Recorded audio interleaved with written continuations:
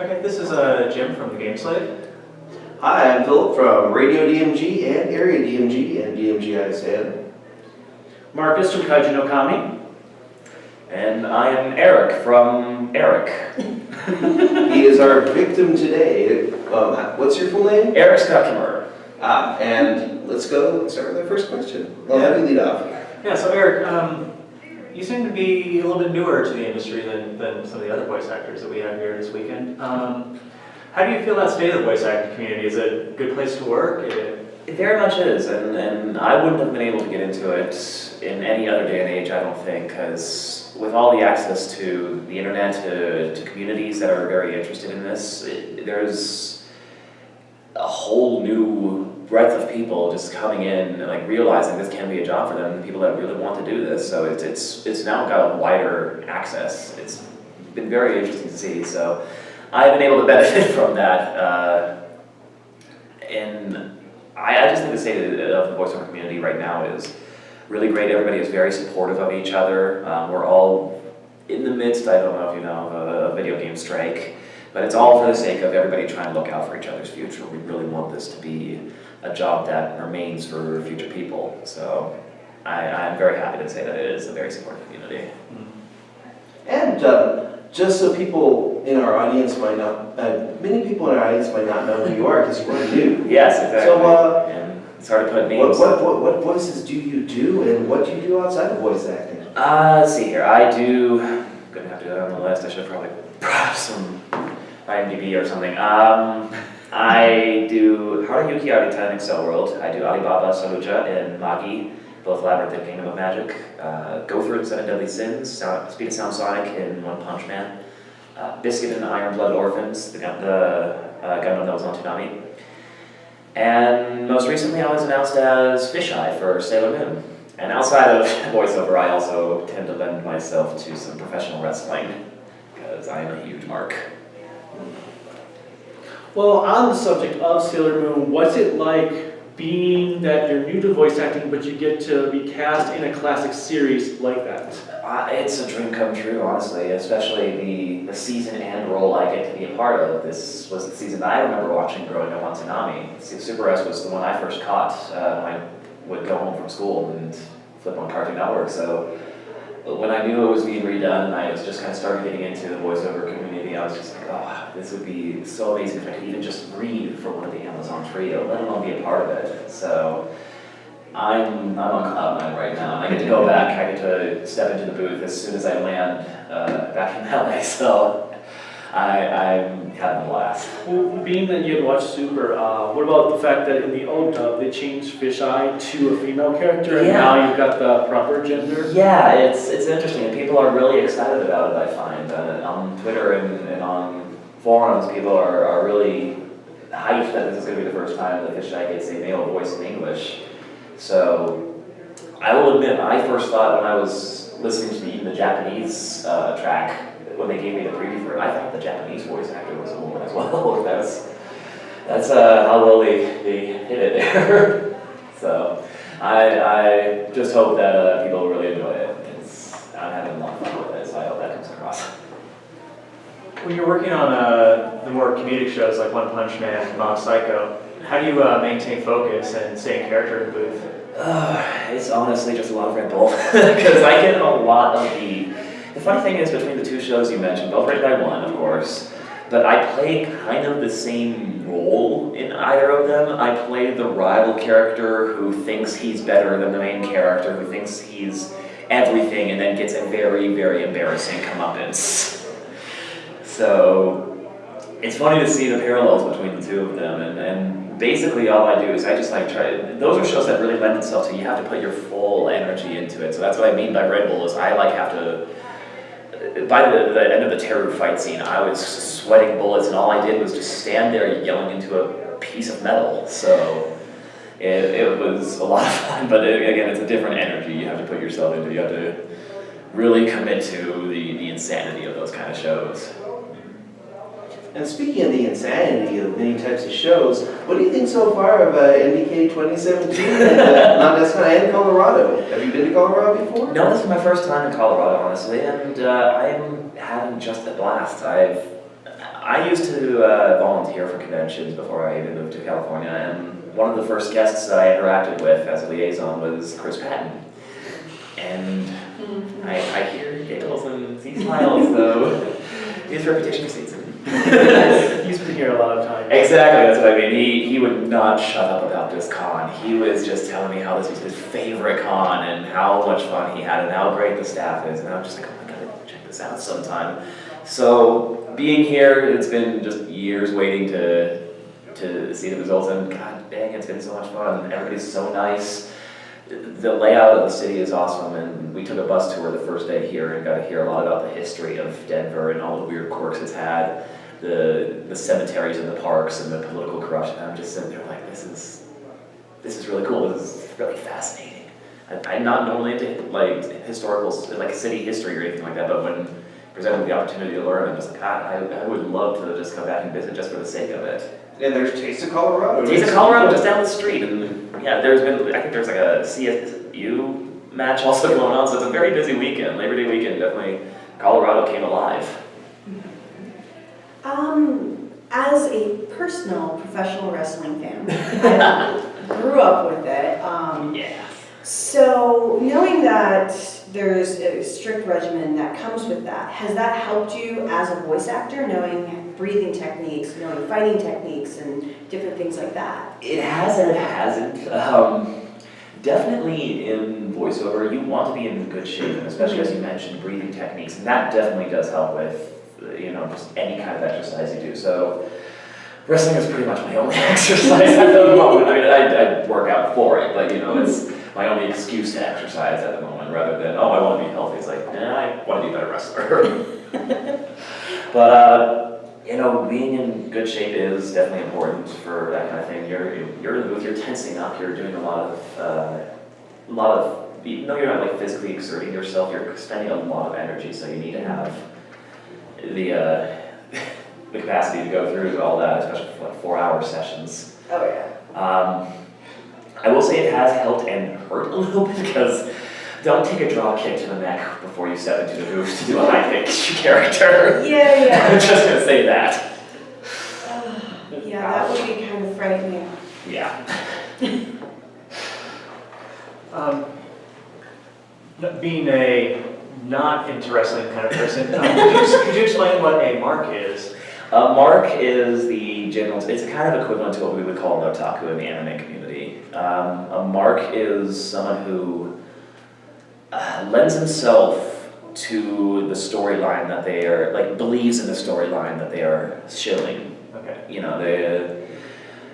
The way it came out was, wrestling came from the Carney days. So you'd have this strongman that'd be like, who wants to face the strongman? They'd have a plan to the audience who would come in and beat the strongman. They would put on a fake wrestling match and say, this person just beat the strongman. Do you want to pay to beat this person? He's the champion now. You can have a chance to be the champion. And somebody would pay to go in and fake it, knocked pillar to post. Those people that they would go in were called marks, because they were the ones they were trying to draw in. Like, have you seen the first Spider-Man movie with Tobey Maguire?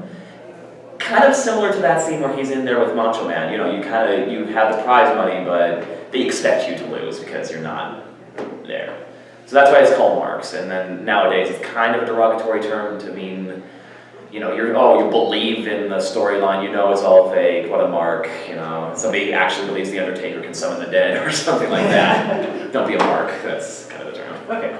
And I don't know, I cannot use it lovingly. I'm an actor and I can still be a movie fan, I can still be a cinephile, go and suspend myself suspend my disbelief for a little bit, so, I don't know, it's like some people do take otaku as a badge of pride as well. It's just how you use it. Speaking of believing in it, what got you into acting? Into acting itself was really just kind of taking an elective in high school that I needed to fill. I took a Theater 101, just beginning acting class in my freshman year because I just needed to fill that arts quota, that one art credit, and I was just like, oh man, I love this. I got bitten by the acting bug, as they say. Took it for a couple more years, and then I got a newsletter from SoccerCon, because they were just kind of on the off season using their newsletter as a bulletin board for local stuff in Seattle. And one thing they were advertising was Run Sasaki, a veteran voice actress from Japan who did Vanessa and Macross and Crusher Joe, moved out to Seattle and was looking for students to teach in the Japanese way of voice acting. So I started taking lessons with her because I was a huge geek. That's pretty much my entrance into it. Was just like I was an anime fan, I was a video game nerd, and then when I saw this opportunity, I was like, you know what? I love acting. I love this. I never thought this was going to be an opportunity presented to me. I have to jump on board with it, and been going hard at it ever since. Continuing on that note, because it's nice to see that you were a fan of it before you became involved in it, what would you say to kids today that are in that same way, where like fourth graders, I want to be an anime voice actor when I'm growing up, when I get older? What type of words of advice do you have? First words of advice to any would-be actor, entertainer, anybody who wants to get on YouTube, on anything that requires that kind of commitment. Don't commit to just that. Of course, you're going to need like a full-time job because there's, like I said, there's a wider access now, which means there's a lot more competition. You're going to have to do something to set yourself apart, set your brand apart in this kind of crazy world. So, first off, advice for any would-be actors is take theater. Theater is definitely the best way to get into voiceover. A lot of the skills there transfer. Projection, timing, presentation. But again, I would not commit yourself 100% to just acting or YouTube or anything that you want to do, because I've seen the pitfalls of that, especially in LA. We see a lot of people move out there trying to make it before they have their bearings or have their sea legs. And that's what I mean by just find a full-time job, find something else you can do, something you enjoy doing, so it's not something that's slog to be able to get to those moments that you enjoy doing, like voice acting and stuff. But like me, I do captioning. I do a full-time job because voiceover just doesn't pay the bills quite yet, and it's the way it is. So be prepared for that. Just be prepared for the kind of work you have to put into. I'm rambling now. Very ADD and very tired. You mentioned when you were younger watching Sailor Moon on Toonami. What else were you watching back then? Sailor Moon, Dragon Ball Z. What else was on there? Tenchi. I was really big into Tenchi. I loved Yu-Gi-Oh! Universe on there. And then oddly enough, I don't know why it was ever on Toonami, but like Hamtaro was on that blog. I just watched whatever was on Toonami, and that was a weird one to add to the blog. I was like, can't anime, sure, why not? Just had to realize, I'm like, Toonami, you remember, Toonami was our gatekeeper to anime. It wasn't, we didn't have Crunchyroll or anything like that. The only way we could ever watch it was whatever they wanted to show us. So it was, I was just kind of their puppet, like, okay, I'll watch this, whatever you're putting on. Going back to the conventions and such, one thing I love about these conventions is there is a ridiculous amount of energy at these conventions. People just bouncing off the walls with us, all that positive energy and joy, pure joy. What is your suggestion on how, you see people go to these conventions and like you hear from the outside, there's a lot of activity and joy and energy there. But a lot of these people, when they get back to their daily lives with school and work or like depression or bullying and whatnot, they just kind of lose that energy. What is your suggestion on how people can take that energy we can hear outside or at these conventions and how people may apply it to their everyday lives? That's a very good question, honestly, because I kind of get the same way. As soon as I get home, when I'm here, I kind of put on a different personality. It's very much me, but it's me turned up to 10, 11, yeah. So it's, when you see me at home, it's a very different person. It's not this, actor, I'm just a chair, a beer, with a in hand, I'm just like any other slob. So I haven't quite figured out how to do that myself yet. In fact, I'm still just trying to learn how to pace myself at these conventions so I'm not burnt out by the end of the weekend. But it is a good energy. It is a very positive energy, and I would love to see more of that going forward. The thing is that the great part about these anime conventions is you have so many people all with a huge common interest coming together. And it's hard to find that. You have the common interests laid out for you here. We're at an anime convention, we all love anime. it's hard to find that when you're out in the real world because you're dealing with so many people. It's like, okay, what are our common interests? I guess that's what you just gotta find. You gotta be where you want to be with people. That's what I've always been told. If you want friends, I'm trying to figure out how to describe this. I'm not very Kind of like, if you want friends, be friendly or something like that? Or yeah, if you be selective. if you like the punk scene, go to a place where there's a lot of punk people. Go to a club where a lot of them hang out. If you like goths, go hang out with them. Don't try to fit yourself into places that you don't necessarily fit in just for the sake of trying to. Just find where you have the common interest with people and go there. And yeah, and you'll find the convention atmosphere again. That's what I do. I go to a club every weekend where they play 80s music and they cycle through 90s music and goth music and stuff like that. And I just have a lot of fun there because we all have that same interest. We are all different people from different walks of life, but we can all get together once a week and just be this wonderful ball of energy. Wow, yeah. So, I completely spaced out my question. This is awesome. Well, you said Uncomfortable silence. I know, and I'm very bad at that. Well, you go home and you play video games. What's currently in your system right now? I collect games more than I play them because it's hard for me to find the free time to go That's play. sweet. Yeah, I have, my shelf is littered with like 90% of the games on my shelf I have not touched yet. And that includes like Lost Horizon, Last Guardian, Persona 5, and stuff like that. I get to steal books because I'm a sucker for limited editions. Yes, same here. But really mostly because those are all like 40, 60-hour commitments. And that's the same reason why I have trouble picking up a book, because it's like I would love if I could set aside a time a week to just read this or play this game. But I haven't even finished the third Game of Thrones book. I started reading that years ago. I haven't touched it in years, and that's just kind of how it goes. Because it's like I need time to sit down and be zen, and like know I have an hour ahead of me where I can actually do this. So mostly what I'm playing nowadays are the ones you can just pop in and out of. So Overwatch is my big one. I am addicted to Overwatch. I've been playing competitive a lot, and it's been doing horrendous things to my blood pressure. Final Fantasy 14, I just got back into that since Stormblood dropped, and I've still got a little bit of catching up to do. All my friends are steamrolling me on it. What else am I playing? I think that's pretty much it. Oh, and of course, Splatoon. So I got a Switch, and I gotta justify the cost of that, so I gotta play a lot of Splatoon.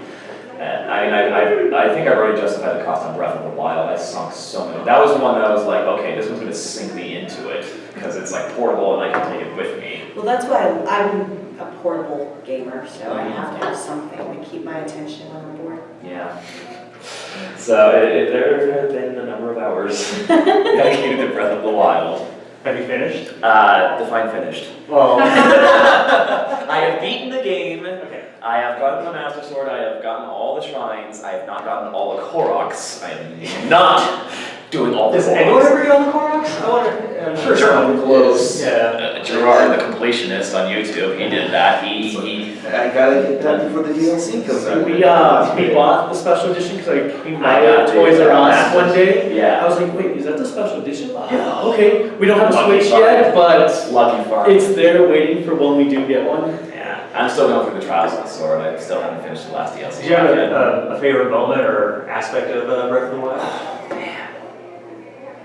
We've got no hours too. What? The ring. The rain. Oh, no, that's the rain. That's the rain. Oh, we can. You know, if you whistle run, you can run most of those mountains during the rain. Really? Yeah, you Yeah. just hold down the button. This is what I tap don't- your B button. That's Hold my down the favorite thing about. Tap the B Wild. button, keep moving. If it's not over 70 degrees, you can run right up. Okay, that's my favorite thing about Breath of the Wild. The fact that people can swap tips like that. Like it's the old days of video games. We don't have. It feels like we're at the lunch table in elementary school and we're swapping tales of how to beat the original Zelda. Because we're not going on our internet to figure this out. It's like, oh, have you tried this? No, have you tried this? That's what I love about it. It's discovery, and people are sharing that discovery with each other. That's You know, good it's for me to know. I'm at 400 hours. What's actually fun Yeah. about that though is I've actually just started replaying, I've started playing the Mega Man Legacy Collection. Oh, So I'm great. playing the old school NES games right now, so when you mention that, like, oh yeah, it's like back in school. Yeah. I've got an NES Classic, and I've got to come to terms with the fact I will never see a Super Nintendo Classic. It was what I want. I got one for you. Oh, lucky. Here. Mine was canceled by Walmart. That's Yeah. fine. Along similar lines, is there any anime or American animation that you're watching right now? A lot of American animation I'm watching more so. Anime I try not to get too sucked into because I don't want to get committed to, I don't want to like really fall in love with a character that I would love to do and never get the chance to do. Like if this one show I'm like, oh I will love this, I want to do it, it goes to Funimation. Well, I'm not in Texas. So I try to watch, I will watch some anime like as I am to say, the flavor of the months, stuff like that, whenever the hype train gets going. I watched One Punch Man when that first came out. But for American animation, that's what I'm watching a lot more of, and I've been really enjoying. So my roommate and my roommates, I live with two other voice actors, Sarah Williams and Bill Rogers. And you know Sarah is Jinx of League of Legends, Sayaka Miki and Madoka, and Bill Rogers is Brock in Pokemon and Yuri in Street Fighter. We all watch Disney XD religiously. Like we watched Gravity Falls. That was one of my absolute favorite shows. Star versus the Forces of Evil is so good and so real. I love it so much. Rebels? I have not seen much Rebels yet. I need to get more into that one. I don't know if I can just access it from the very first episode, or if there's like some other stuff I need, like previous canon I need to. Well, they just announced that October 2nd premieres the final season. Okay. Well, then that'll be a good time to catch up if they release like a full Blu-ray set. Oh, and another one. Was it? Oh, that's another one I didn't watch. Yeah, I think it's pretty good. Netflix is doing Voltron. Voltron. Everybody's been telling me Voltron was good. I want to watch the new Castlevania as well. Oh, it's so good. Yeah, I'm a huge Castlevania fan. The new DuckTales. Oh my god. Oh my God. Woo freaking who. I like how it's more Don Rosa and Karl Barks. I'm like, lots of Karl Barks, but the stuff is, they use like the connections from Don Rosa comics. Well, yeah, no, it feels comics. It feels like a great amalgamation of that old style of comics with the new style of Star and Gravity Falls, the new kind of updated storytelling. No. We're just talking.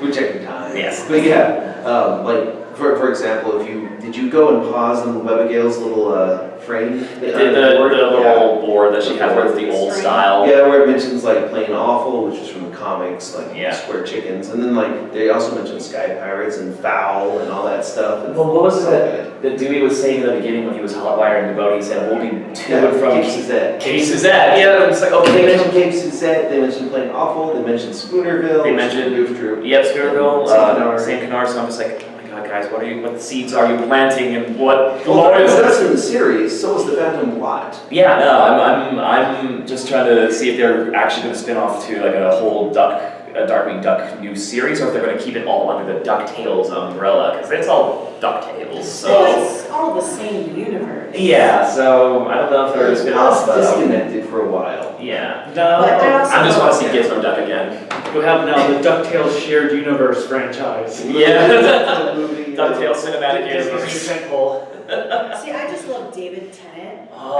playing he's Scrooge the Duck. like pretty much, he's the one I model my Scottish accent after. I can't do accents worth a damn, but like I love David Tennant. My doctor. Well, Yes, my doctor. kind of, sort of. I love Matt Smith. I don't know. I like Matt Smith, but like, And like, I grew up with the black and white stuff. And he does a great throwback to that. I need to watch more Capaldi. I just fell off around that time. There's a whole season I missed, like the most recent season. Yeah. So I'm not ready for the new one yet. No. oh, I just saw the riff tracks of the Five Doctors. They did the old Five Doctors movie where they, the Mystery Science Theater guys just riffed on it throughout. It was hilarious. That would be awesome. Excuse me. I think it's, whose turn is it? Your turn. I don't know. I think we've all Okay, kind of. wow, we just kind of just conglomerate into one thing. It became an action pressure. Hey, before, like, I'm not sure how much time we have left, but just in case you gotta get stuff in there, is there anything that you're working on currently that you'd like to promote, and where may we find you on social media? Yes. So that we may stalk you. And let you know when switch pre, or not switch pre-orders. Yeah, SNS pre-orders, please do. Yeah, there's some people you can follow on Twitter for that. That's how. Okay. Yeah.